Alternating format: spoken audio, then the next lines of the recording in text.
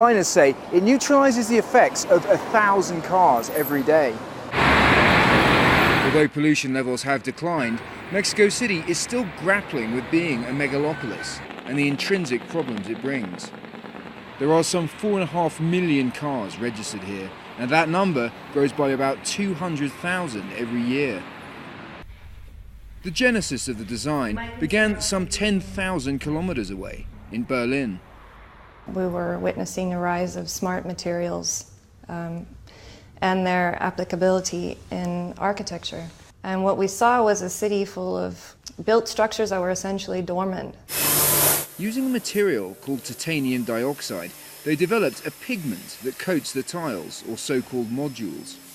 When pollutants come into contact with the modules, they're turned into compounds like water and carbon dioxide.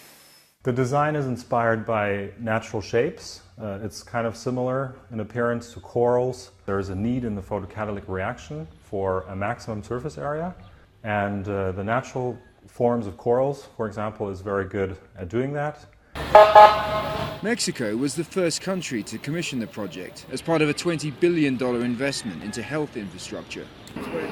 City environment officials are impressed. What we have to do as government is develop the public policies that make these kind of bioclimatic designs obligatory and not voluntary.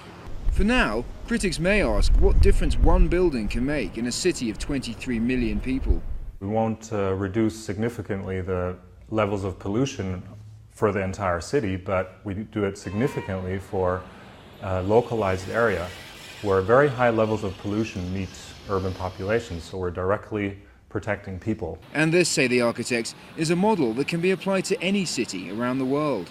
Nick Parker, CNN, Mexico City.